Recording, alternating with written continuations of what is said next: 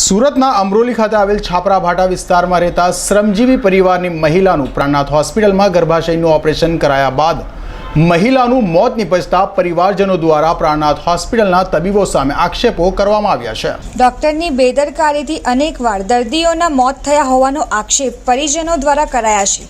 ત્યારે ફરી આવી જ એક ઘટના સામે આવી છે, જેમાં અમરોલી છાપરા ભાઠા વિસ્તારના રહેતા શ્રમજીવી પરિવારની મહિલા સુમનબેન ગોડનું પ્રાણનાથ હોસ્પિટલમાં ગર્ભાશયની થેલીનું ઓપરેશન કરાયું હતું, જ્યાં સારવાર કરાયા બાદ મહિલાનું મોડી રાતે મોત નિપજતા પરિવારજનો દ્વારા પ્રાણનાથ હોસ્પિટલના તબીબો સામે આક્ષેપ કરાયા હતા।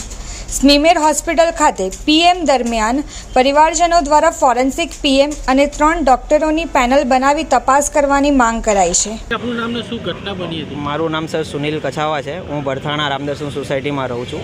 મારા માસી નામ સુમનબેન બબલુભાઈ ગોડ, એમને સર ગર્ભાશયના ઓપરેશન માટે પ્રાણનાથ હોસ્પિટલ અમરોલી ખાતે 3 તારીખે દાખલ કરવામાં આવ્યા હતા અને એમનું 4 તારીખે સવારે 11 વાગે ઓપરેશન હતું।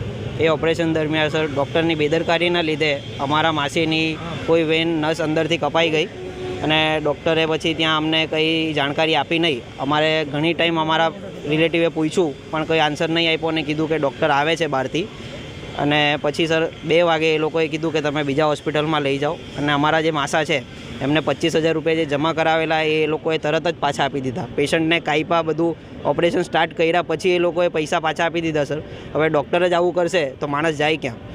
અને ડૉક્ટરે એવું પણ નહીં કર્યું કે બીજા હોસ્પિટલે જાતે લઈ ગયા, એમણે કીધું તમે લઈ જાઓ, તમારે જ્યાં હોસ્પિટલમાં લઈ જવા હોય ત્યાં લઈ જાઓ।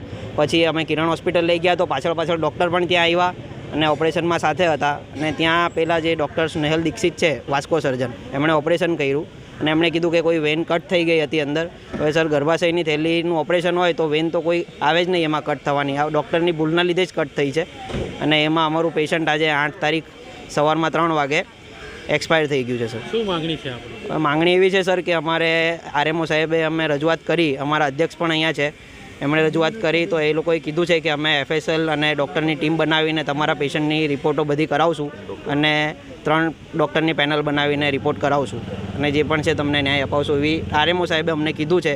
પણ સાહેબ અમારી એ જ માગણી છે કે અમારા જે પેશન્ટ છે એની જોડે ન્યાય થાય, કારણ કે ડૉક્ટરની ભૂલને લીધે એ પર્સન ગયું છે અને એના 3 બાળકો છે અને એ આજે મા વગરના થઈ ગયા છે સર। હાલ તો 3 બાળકોની માતા સુમનબેન ગોડનું મોત નિપજતા પરિવારજનો દ્વારા હોસ્પિટલના તબીબો પર આક્ષેપો કરાયા હોય, જેને લઈને આ મામલે તપાસ કરાઈ છે તે જરૂરી બન્યું છે। અઝર કુરેશી સાથે પૂનમ સોની।